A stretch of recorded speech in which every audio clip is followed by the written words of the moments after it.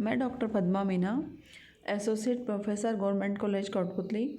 आज के व्याख्यान में मैं आपको बीए पार्ट प्रथम का जो प्रथम प्रश्न पत्र है राजनीति विज्ञान के मूल आधार, उसमें राजनीतिक आधुनिकीकरण की अवधारणा क्या है, राजनीतिक आधुनिकीकरण और राजनीतिक विकास क्या है, राजनीतिक विकास इन दोनों राजनीतिक आधुनिकीकरण में क्या अंतर है और राजनीतिक आधुनिकीकरण के क्या लक्षण है। आज के व्याख्यान में मैं आपको राजनीतिक आधुनिकीकरण के इन चरणों का आपके सामने उल्लेख कर रही हूँ। जैसा कि सबसे पहले हम ये जानने का प्रयास करेंगे राजनीतिक आधुनिकीकरण से पहले कि आधुनिकीकरण क्या है। तो आधुनिकीकरण को एक ऐसी प्रक्रिया माना गया है जो साधनों के विवेकपूर्ण प्रयोग पर आधारित होती है और जिसका उद्देश्य होता है आधुनिक समाज की स्थापना करना। तो राजनीतिक आधुनिकीकरण की संकल्पना उस राजनीतिक परिवर्तन को निर्देशित करती है जो विशेषकर आधुनिक काल में यूरोपीय देशों में हुए और फिर हाल ही के वर्षों में विश्व के अन्य देशों में हुए। तो राजनीतिक आधुनिकीकरण को एक बहुपक्षीय प्रक्रिया माना गया है जिसके कई आयाम हैं। पहला है मनोवैज्ञानिक आयाम, अर्थात मनोवैज्ञानिक स्तर पर इसमें लोगों के मानकों, मूल्यों और अभिविन्यासों में परिवर्तन की अपेक्षा की जाती है। बौद्धिक स्तर पर इसमें अपने पर्यावरण के बारे में व्यक्ति की विपुल जानकारी और अधिक साक्षरता और जनसंचार के माध्यमों के इस ज्ञान से विसरण की अपेक्षा की जाती है। और जनांगिक स्तर पर इसका तात्पर्य है कि व्यक्तियों के या लोगों के जीवन स्तर में कितना सुधार हुआ और नगरीकरण की प्रक्रिया क्या है या नगरीकरण किस तरह से होता है। जनांगिक स्तर पर इसका तात्पर्य यह है। और सामाजिक स्तर पर इसमें यह प्रवृत्ति पाई जाती है कि परिवार और अन्य प्राथमिक गुणों के प्रति निष्ठा की भावना के केंद्र बिंदु को स्वैच्छिक रूप से संगठित संगठनों के प्रति निष्ठा में बदला जाए।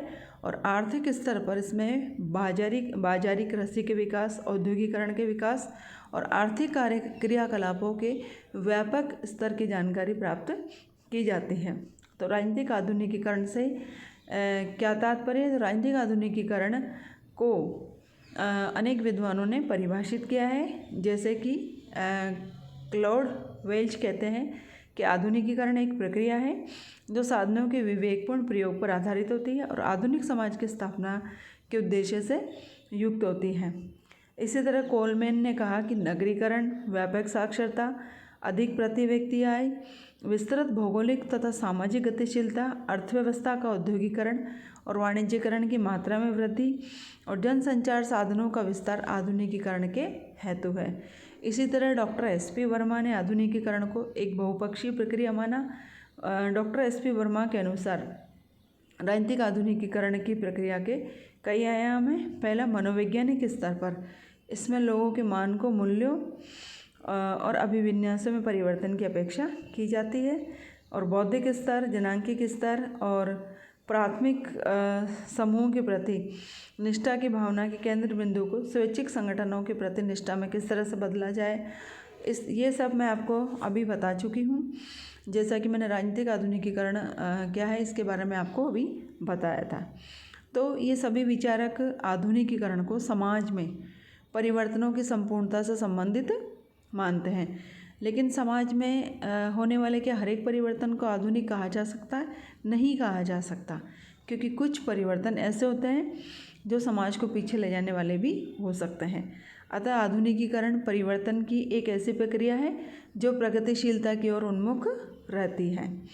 इसी तरह से एडवर्ड शिल्स ने समकालीन राज्यों की पश्चिम से मुक्ति की इच्छा को आधुनिकीकरण कहा, क्योंकि द्वितीय विश्व युद्ध समाप्त हुआ, उसके बाद जो औपनिवेशिक साम्राज्यवादी युग था वो समाप्त हुआ और लैटिन अमेरिका, एशिया, अफ्रीका और मध्य पूर्व में नए स्वतंत्र राज्यों का उदय हुआ। तो शिल्स ने कहा कि जो नए स्वतंत्र राष्ट्र थे, जो साम्राज्य उपनिवेशवाद से मुक्त हुए थे, इन नवोदित राष्ट्रों में स्थिति, जनसंख्या, इतिहास, संस्कृति, धर्म आदि की बहुमुखी विभिन्नताओं के बावजूद निरंतर परिवर्तन होता रहा और आधुनिकीकरण की प्रक्रिया सक्रिय हुई। और जितने भी नए नवोदित राष्ट्र थे, इन सब ने परंपरागत कृषि प्रधान सामाजिक राजनीतिक संरचनाओं के स्थान पर जीवन की आधुनिक शैली को अपनाया और संक्रमण की स्थिति ऐसी मानी गई कि इन राष्ट्रों को न तो हम परंपरागत कह सकते थे और न ही इनको आधुनिक कह सकते हैं। इन समकालीन राज्यों में पश्चिम पर निर्भरता की स्थिति से मुक्त होने की एक आम इच्छा प्रबल हुई कि वह गतिशील हो, डायनेमिक हो, जनता से अधिक संबंधित हो, प्रजातांत्रिक हो, वैज्ञानिक हो और आर्थिक दृष्टि से वो क्या हो, उन्नत हो और संप्रभुता का वो पूरा उपयोग करते हुए अंतर्राष्ट्रीय रंगमंच पर प्रभावशाली स्थान ग्रहण कर सके। ये सब नव उपनिवेशिक देशों की आकांक्षाएं बनी और शील्स ने माना कि नवोदित राष्ट्रों ने, जो एशिया, अफ्रीका और लैटिन अमेरिका के नवोदित राष्ट्र जो साम्राज्य उपनिवेशवाद के जुए से मुक्त हुए थे, इन राष्ट्रों ने आधुनिकता का जो मार्ग अपनाया है वो पश्चिम का मार्ग, अर्थात आधुनिकीकरण का उनका मार्ग पश्चिमीकरण का मार्ग है। लेकिन पश्चिम के प्रभाव से, पश्चिम पर निर्भरता से मुक्त रहते हुए भी इस आदर्श को प्राप्त किया जा सकता है। तो हम कह सकते हैं कि राजनीतिक आधुनिकीकरण का संबंध ऐसी राजनीतिक व्यवस्था के विकास से है जो इतनी लचीली हो कि हर प्रकार की मांग को प्रस्तुत होने के अवसर प्रदान कर सके, किंतु उसमें इतनी शक्ति संपन्नता भी हो कि हर प्रकार की मांग का समुचित ढंग से मुकाबला कर सके और अनुचित मांग को दृढ़ता के साथ ठुकरा देने की क्षमता रखने वाली राजनीतिक व्यवस्था को राजनीतिक दृष्टि से आधुनिक व्यवस्था कहा जाता है। ये तो हुआ विद्यार्थियों के राजनीतिक आधुनिकीकरण क्या है, राजनीतिक आधुनिकीकरण को किन किन विद्वानों ने किस रूप में परिभाषित किया है। अब मैं आपको राजनीतिक आधुनिकीकरण के लक्षण क्या है ये बता रही हूँ। तो राजनीतिक आधुनिकीकरण का महत्वपूर्ण लक्षण ये माना जाता है कि मानव जीवन की गतिविधियों से संबंधित सभी प्रकार की शक्तियों का राज्य राजनीतिक व्यवस्था में केंद्रीकरण होने लगता है, अर्थात राजनीतिक शक्ति का महत्व बढ़ना राजनीतिक आधुनिकीकरण की निशानी है। दूसरा, राजनीतिक आधुनिकीकरण के लिए सरकार की जनता तक पहुंच होनी चाहिए। जनता और सरकार के हर स्तर पर संपर्कता का अर्थ राज्य का समाज में अधिकाधिक प्रवेश होता है। ये तभी संभव होता है जब सरकारें सकारात्मक कार्यों के निष्पादन में आगे बढ़े। और तीसरा, राजनीतिक आधुनिकीकरण समाजों में केंद्र और परिवार की अंतःक्रिया बहुत बढ़ जाती है, अर्थात केंद्र का अर्थ राजनीतिक व्यवस्था से है और परिसर का अर्थ समाज से है। तो राजनीतिक दल, हित और दबाव समूह, नौकरशाही और निर्वाचनों के माध्यम से ये संपर्कता बढ़ती जाती है और संचार के साधनों के द्वारा इसमें निरंतरता बनी रहती है। चौथा, राजनीतिक आधुनिकीकरण का लक्षण है कि आधुनिक राजनीतिक समाजों में धार्मिक, परंपरागत, पारिवारिक और जातीय सत्ताओं का स्थान एक लौकिकीकृत और राष्ट्रीय राजनीतिक सत्ता के द्वारा ले लिया जाता है और सत्ता के परंपरागत स्रोतों के अवसर निर्बल हो जाता है, कमजोर हो जाता है और उनके स्थान पर राष्ट्रीय राजनीतिक सत्ता की स्थापना होती है, जो कि राजनीतिक आधुनिकीकरण की सबसे अधिक महत्वपूर्ण विशेषता है। पांचवी विशेषता है कि आधुनिक राजनीतिक व्यवस्थाओं में राजनीतिक संस्थाओं का विभिन्नीकरण और विशेषीकरण होना अनिवार्य है और राजनीतिक आधुनिकीकरण के लिए संस्थात्मक और प्रक्रियात्मक परिवर्तन ये पर्याप्त नहीं है। संस्थाओं और प्रक्रियाओं में जन सहभागिता कितनी है, ये भी राजनीतिक आधुनिकीकरण का एक मापदंड है। राजनीतिक आधुनिकीकरण वाली राजनीतिक व्यवस्थाओं में व्यक्तियों की अभिवृत्तियों में परिवर्तन आ जाता है, ये भी राजनीतिक आधुनिकीकरण का एक महत्वपूर्ण लक्षण है। और आठवां जो राजनीतिक आधुनिकीकरण का लक्षण है वो है राजनीतिक व्यवस्थाओं को केवल नौकरशाही के व्यापक आकार के आधार पर ही आधुनिक नहीं कहा जाता है, बल्कि वास्तव में आधुनिकीकरण के लिए नौकरशाही के आकार के बढ़ने से कहीं अधिक महत्वपूर्ण उसके आधार की व्यापकता है। अर्थात व्यापक आधार का अर्थ है कि नौकरशाही के कर्मचारियों में सारे समाज में से भर्ती होने की केवल प्रक्रियात्मक व्यवस्थाएं नहीं हो, अपितु प्रशासक वास्तव में समाज के सभी वर्गों से आ सके। ऐसे राजनीतिक आधुनिकीकरण के लक्षणों को हम 3 भागों में बांट सकते हैं: बुद्धिसंगत सत्ता, विभिन्नीकृत राजनीतिक संरचनाएं और राजनीतिक सहभागिता। अब राजनीतिक आधुनिकीकरण के क्या प्रतिमान हैं? तो राजनीतिक आधुनिकीकरण के प्रतिमान है विद्यार्थियों कि राजनीतिक आधुनिकीकरण के प्रतिमानों से हमारा तात्पर्य यह है कि क्या सभी राजनीतिक व्यवस्थाओं में राजनीतिक दृष्टि से आधुनिकीकरण होने का कोई निश्चित क्रम और प्रतिमान होता है। तो इस संबंध में 2 बातें महत्वपूर्ण मानी गई है। पहला, तो राजनीतिक आधुनिकीकरण की प्रक्रिया इतनी जटिल है कि उसका कोई सुनिश्चित प्रतिमान नहीं बन पाता है, और दूसरा राजनीतिक आधुनिकीकरण का कोई अनुक्रम प्रतिमान भी नहीं हो सकता है। तो राजनीतिक आधुनिकीकरण के कुछ मॉडल माने गए हैं, वो हैं राजनीतिक लोकतंत्र, अभिभावकीय लोकतंत्र, आधुनिकीकरणशील वर्गतंत्र, सर्वाधिकारवादी वर्गतंत्र और परंपरागत वर्गतंत्र। अब हम इनका संक्षेप में विवेचन करेंगे कि राजनीतिक लोकतंत्र क्या है। राजनीतिक लोकतंत्र को शिल्स ने परिभाषित किया, या शिल्स ने कहा कि राजनीतिक लोकतंत्र से तात्पर्य हमारा उस व्यवस्था से जिसकी ओर आधुनिकतम राज्य क्या कर रहे हैं, उन्मुख हो रहे हैं, उसको प्राप्त करने का प्रयास कर रहे हैं। और राजनीतिक लोकतंत्र उस व्यवस्था को माना जाता है जिसमें मुख्य लक्षण होते हैं। ये मुख्य लक्षण है, एक तो सार्वभौमिक मताधिकार द्वारा नियत समय पर निर्वाचित होने वाले विधायी निकाय, अर्थात एक निश्चित समयावधि में सभी को एक निश्चित समयावधि के लिए सभी व्यक्तियों को सार्वजनिक रूप से मतदान करने का अधिकार मिलना चाहिए। और मतदान का अधिकार तब मिलेगा जब सभी व्यक्ति मतदान कर सके बिना किसी भेदभाव के, और निर्वाचित और जो इस और मतदान के आधार पर एक विधायी निकाय बनाया जाए। दूसरा राजनीतिक दलों का अस्तित्व, अर्थात जिसमें चुनाव में बहुमत प्राप्त करने वाले दल की सरकार बने। और तीसरा राजनीतिक सत्ता तुलनात्मक रूप से अल्पकाल के लिए ग्रहण की जाए। और चौथा है सत्ता के निरंकुश और स्वेच्छाचारपूर्ण दुरुपयोग की किसी भी प्रवृत्ति को प्रोत्साहन न दिया जाए, और स्वतंत्र न्यायपालिका का अस्तित्व हो। अर्थात ये सभी लक्षण जिस राजनीतिक व्यवस्था में होंगे वह राजनीतिक लोकतंत्र वाली राजनीतिक व्यवस्था कहलाएगी। दूसरा अभिभावकीय लोकतंत्र।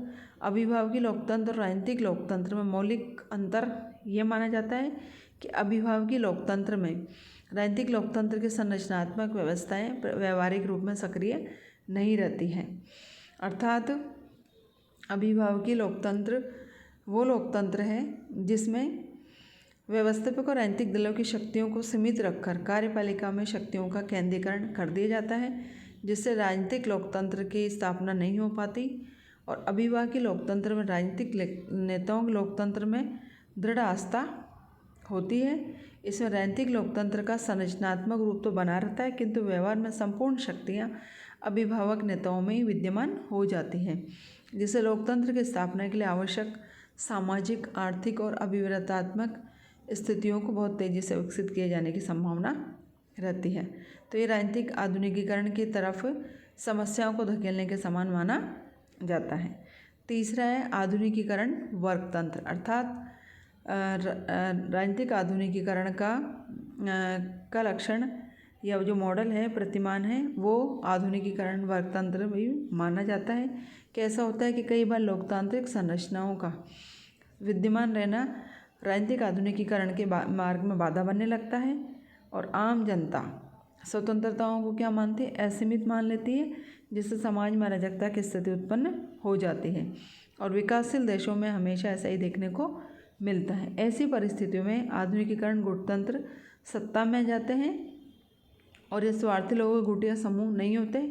ऐसी राजनीतिक व्यवस्था में राजनीतिक आधुनिकीकरण से अधिक बल आर्थिक और सामाजिक आधुनिकीकरण पर दिया जाता है।